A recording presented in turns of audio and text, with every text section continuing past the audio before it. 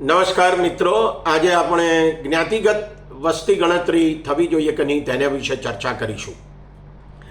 આપણે સૌ જાણીએ છીએ તેમ અત્યારે દેશમાં જ્ઞાતિગત વસ્તી ગણતરી કરવા ઉપર બહુ જ જોરદાર દબાણ આવી રહ્યું છે અને રાજકીય માંગ થઈ રહી છે. આ માગણી કરવામાં સૌથી વધારે આગળ જો કોઈ પાર્ટી હોય તો તે કોંગ્રેસ પક્ષ છે અને બીજા ઘણા બધા રાજકીય પક્ષો જ્ઞાતિગત વસ્તી ગણતરી કરવા ઉપર ભાર આપી રહ્યા છે અને એની માગણી કરી રહ્યા છે.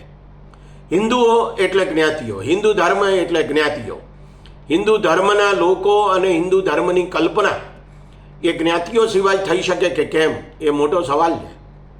જ્ઞાતિઓને આધારે જ હિન્દુ ધર્મના લોકો ભેદભાવ આચરે છે, પોતાના વ્યવહારો ગોઠવે છે. રોટી બેટીના વ્યવહારો પણ જ્ઞાતિઓને આધારે ગોઠવાતા હોય છે. લગ્નો કરવામાં, ઘર ખરીદવામાં, ઘર ભાડે આપવામાં, શહેરના કે ગામડાના કોઈ એક વિસ્તારના રહેવામાં, મંદિરોમાં, સ્મશાનોમાં પણ જ્ઞાતિઓ પ્રવર્તે છે. આ એક હકીકત છે. 2011-12નો એક અંદાજ એમ કહે છે કે માત્ર 5% લગ્નો એ વખતે એવા હતા કે જે આંતરજ્ઞાતીય લગ્નો હતા. મને નથી લાગતું કે અત્યારે આ આંકડામાં કોઈ બહુ મોટો તફાવત ઊભો થયો હોય. એટલે જ્ઞાતિગત વસ્તી ગણતરી કરવામાં આમ જુઓ તો કોઈ વાંધો હોઈ શકે નહીં. એનું કારણ એ છે કે જ્ઞાતિ એ હિન્દુ ધર્મમાં એક વાસ્તવિકતા છે. પણ આ હિન્દુ ધર્મની વાસ્તવિકતા આ દેશમાં રહેતા મુસ્લિમો અને ખ્રિસ્તીઓ વગેરેને પણ સ્પર્શી ગઈ છે, વગેરેમાં પણ લાગુ પડે છે. મુસ્લિમોમાં પણ અનેક જ્ઞાતિઓ છે, ખ્રિસ્તીઓમાં પણ અનેક જ્ઞાતિઓ છે અને ઓબીસીમાં આ જ્ઞાતિઓનો સમાવેશ કરવામાં આવેલો છે. આ એક હકીકત છે. એટલે દાખલા તરીકે ગુજરાતમાં બક્ષીપંચ છે, તો બક્ષીપંચમાં જે જ્ઞાતિઓનો સમાવેશ થયેલો છે એમાં કેટલીક મુસ્લિમ જ્ઞાતિઓ અને ખ્રિસ્તી જ્ઞાતિઓનો પણ સમાવેશ થાય છે.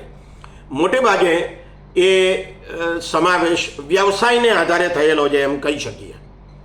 હિન્દુ ધર્મમાં 4 મુખ્ય વર્ણો, બ્રાહ્મણો, ક્ષત્રિયો, વૈશ્યો અને શૂદ્રો, પણ એમાં અનેક જ્ઞાતિઓ છે અને એક એવો અંદાજ છે કે મુખ્ય જ્ઞાતિઓની સંખ્યા આશરે 3000 થી 5000 જેટલી છે અને પેટા જ્ઞાતિઓની સંખ્યા આશરે 5000 થી 25000 જેટલી છે.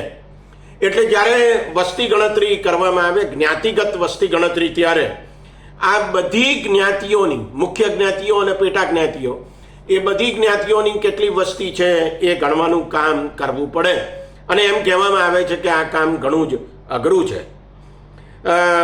ગુજરાતમાં બક્ષીપંચમાં જે જ્ઞાતિઓનો સમાવેશ મુસ્લિમોનો અને ખ્રિસ્તીઓનો કરવામાં આવ્યો છે તે પણ એ વ્યવસાયના આધારે કરવામાં આવ્યો છે.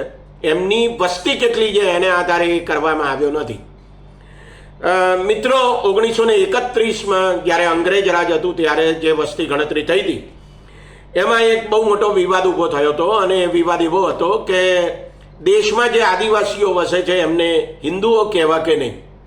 એક બહુ જાણીતા સમાજશાસ્ત્રી વેરિયર એલ્વિન, અંગ્રેજ અને ખ્રિસ્તી સમાજશાસ્ત્રી, જેઓ ભારતની જ્ઞાતિઓનો અને ખાસ કરીને આદિવાસીનો અભ્યાસ કરવામાં નિપુણ હતા, નિષ્ણાત હતા, એમણે એક પુસ્તિકા લખી હતી. એનું નામ છે ધ એબોરિજિન્સ. અને આ પુસ્તિકામાં તેમણે બહુ સ્પષ્ટપણે એમ કહ્યું હતું કે બધા જ વ્યવહારુ હેતુઓ માટે આ દેશના હેતુઓને, આ દેશના આદિવાસીઓને હિન્દુ ગણવા. એટલે ત્યારથી આદિવાસીઓ હિન્દુ તરીકે ઓળખાય છે વસ્તી ગણતરીમાં અને સામાજિક રીતે પણ.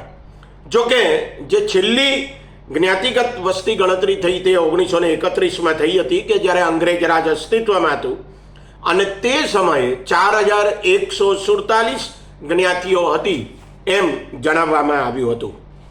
મિત્રો, 1951ની વસ્તી ગણતરી થઈ ત્યારે એસસી અને એસટી, શિડ્યુલ કાસ્ટ અને શિડ્યુલ ટ્રાઇબ, એવી રીતે વસ્તી ગણતરીમાં નામ આપવામાં આવ્યું નહોતું, પણ એને માટે એક શબ્દ વાપરવામાં આવ્યો હતો, સ્પેશિયલ ગ્રુપ્સ, ખાસ જૂથ, અને એમાં એસસી અને એસટીનો સમાવેશ થયો હતો એમ આપણે કહી શકીએ. પણ એ પછી 1961થી 1991 સુધી એસસી અને એસટી, શિડ્યુલ કાસ્ટ અને શિડ્યુલ ટ્રાઇબ્સ, એમની વસ્તી ગણતરી કરવામાં આવી. 2001માં જે વસ્તી ગણતરી થઈ તેમાં SC અને ST જો તમે હોવ તો તમારી પેટા જ્ઞાતિ પણ કઈ છે એ પણ વસ્તી ગણતરીના ફોર્મમાં લખવામાં આવેલું હતું. પણ એ 2011ની જે છેલ્લી વસ્તી ગણતરી થઈ છે એમાં પૂછવામાં આવ્યું નહોતું. 2011માં આવું કેમ થયું એનું કોઈ કારણ મળતું નથી. એ સમયે કોંગ્રેસના નેતૃત્વ હેઠળની મનમોહનસિંહની સરકાર હતી. જો કે 2011ની વસ્તી ગણતરીનું એક કુટુંબ માટેનું જે ફોર્મ છે એમાં ધર્મ પૂછવામાં આવ્યો છે, ST અને SC એમ બંને લખવામાં આવ્યું છે. એટલે બંનેની વસ્તી કેટલી છે કુલ એની પણ માહિતી મળે છે. પણ પછી જે પેટા જ્ઞાતિ પૂછવામાં ના આવી એટલે આ પેટા જ્ઞાતિઓની કેટલી વસ્તી છે એની માહિતી મળતી નથી. આ એક વાત. પણ જ્યારે પેટા જ્ઞાતિઓ પૂછવામાં આવી 2001ની વસ્તી ગણતરીમાં ત્યારે પણ પેટા જ્ઞાતિઓની વસ્તી કેટલી છે એને વિશેનો કોઈ ચોક્કસ આંકડો વસ્તી ગણતરીના અહેવાલમાં પ્રાપ્ત થતો નથી. એટલે આમ જુઓ તો એમ કહી શકાય કે OBC અંગેની વસ્તીની માહિતી કોઈ પણ રીતે આપણને પ્રાપ્ત થતી નથી. જે કંઈ છે તે બધા અંદાજો છે. એટલે 1951થી 2011 સુધીની કોઈ વસ્તી ગણતરીમાં OBCની વસ્તીની માહિતી આપણને મળતી જ નથી.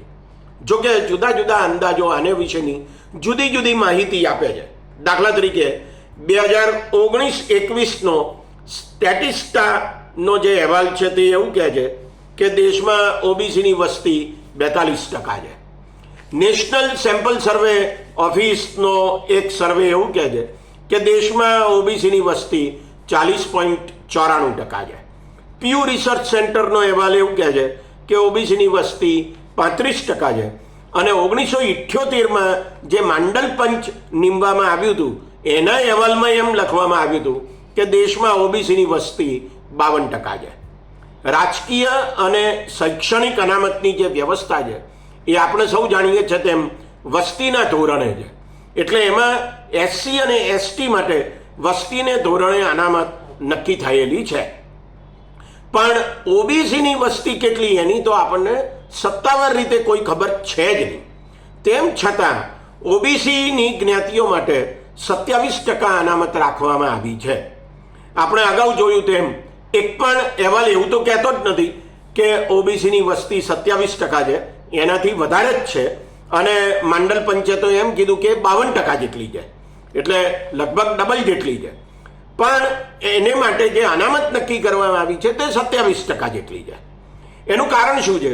એનું કારણ એ છે કે 1963માં સર્વોચ્ચ અદાલતે એક ચુકાદામાં એવું કહ્યું કે અનામતનો આંકડો 50%થી વધવો જોઈએ નહીં. એટલે SC અને STની જે અનામત હતી તે 22.5% જેટલી હતી. એટલે OBCની અનામત પછી 50%થી વધે નહીં, માટે 27% ઉપર આવીને ઊભી રહી. મિત્રો, 1992માં આપણે પંચાયતો અને પાલિકાઓ માટે 73મો અને 74મો બંધારણ સુધારો કર્યો. અને એમાં સરપંચ, જિલ્લા પંચાયતના પ્રમુખો, પંચાયતોના સભ્યો, નગરપાલિકાના પ્રમુખો, મહાનગરપાલિકાના મેયરો અને એમના નગરસેવકો, આ બધાને માટે અનામત દાખલ કરવામાં આવી SC અને ST માટે વસ્તીના ધોરણે. પણ બંધારણમાં જે 73મો અને 74મો બંધારણ સુધારો થયો તેમાં એવું લખી નાખવામાં આવ્યું કે OBC માટે અનામત રાખવાની, પણ એ દરેક રાજ્ય સરકાર પોતાની રીતે નક્કી કરશે. ગુજરાતમાં એ અનામત 10% જેટલી રાખવામાં આવેલી છે.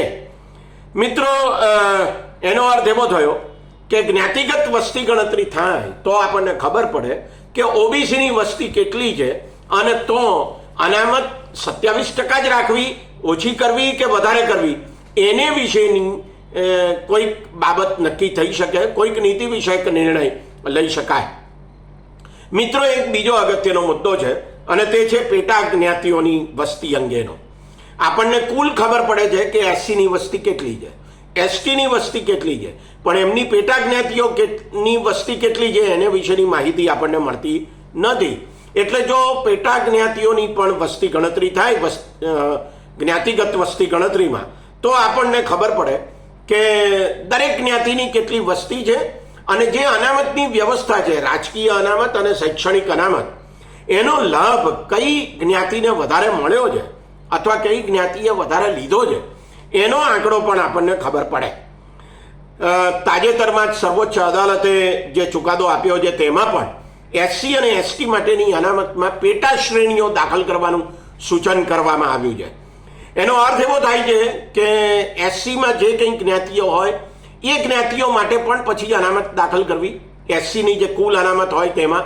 એવી જ રીતે આદિવાસીઓ માટેની જે અનામત હોય તેમાં પેટા જ્ઞાતિઓ માટે પણ અનામત દાખલ કરવી, આવું સર્વોચ્ચ અદાલત કહે છે. પણ અગત્યનો મુદ્દો એ છે કે આવી પેટા જ્ઞાતિઓ વિશેની કોઈ આંકડાકીય માહિતી આપણી પાસે અત્યારે છે જ નહીં. હવે જો પેટા જ્ઞાતિઓ મુજબ અનામત દાખલ કરવામાં આવે તો, અને જો કુલ અનામત 50%થી વધવા દેવાની ના હોય તો 27% અને 22.5%માં જ આ અનામત દાખલ થાય પેટા શ્રેણીઓ અંગેની અથવા પેટા જ્ઞાતિઓ અંગેની. એટલે આ જો જ્ઞાતિગત વસ્તી ગણતરી કરવામાં આવે તો એના મુખ્ય 4 મુદ્દા છે, એ આપણે ધ્યાનમાં રાખવા જોઈએ.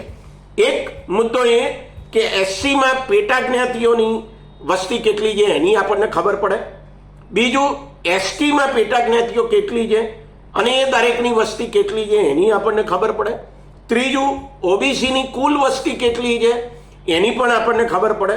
અને ચોથું, ઓબીસીની જે પેટા જ્ઞાતિઓ છે એ દરેકની વસ્તી કેટલી છે એની પણ આપણને ખબર પડે. મિત્રો, બિહારમાં જે જ્ઞાતિગત વસ્તી ગણતરી થઈ અથવા સર્વે થયો તેની માહિતી 2023માં બહાર પાડવામાં આવી. આ એક મોડેલ તરીકે આપણે લઈ શકીએ. ભારતમાં વસ્તી ગણતરી માટેનો 1948નો એક કાયદો છે અને એમાં સુધારો કરીને જ્ઞાતિ અને પેટા જ્ઞાતિનો સમાવેશ થાય તો જ સરકાર જ્ઞાતિઓને આધારે અને પેટા જ્ઞાતિઓને આધારે વસ્તી ગણતરી કરી શકે. મિત્રો, મેનેજમેન્ટના એક બહુ મોટા વિદ્વાન છે, દુનિયાભરમાં એમનું નામ છે પીટર ડ્રકર. એ એવું કહે છે કે જેમનું માપન થાય છે એમનું જ સંચાલન થઈ શકે છે. એટલે જો જ્ઞાતિગત વસ્તી ગણતરી થાય તો દરેક જ્ઞાતિ અને પેટા જ્ઞાતિની વસ્તી ગણતરી થાય, એમની વસ્તી કેટલી છે એની આપણને ખબર પડે, અને તેને આધારે જો અનામતની વ્યવસ્થા કરવી હોય તો તેને વિશે નીતિ વિષયક નિર્ણયો રાજ્ય સરકારો અને કેન્દ્ર સરકાર બંને લઈ શકે. એટલે આ દ્રષ્ટિએ જોઈએ તો જ્ઞાતિગત વસ્તી ગણતરી એ બહુ જ મહત્વનો અત્યારે રાજકીય મુદ્દો બની ગયો છે. અને મને લાગે છે કે આવી વસ્તી ગણતરી ચોક્કસ થવી જોઈએ કે જેને આધારે પછી રાજ્ય સરકારો અને કેન્દ્ર સરકાર શૈક્ષણિક અને રાજકીય અનામતોના સંદર્ભમાં નીતિ વિષયક નિર્ણયો લઈ શકે. નમસ્કાર.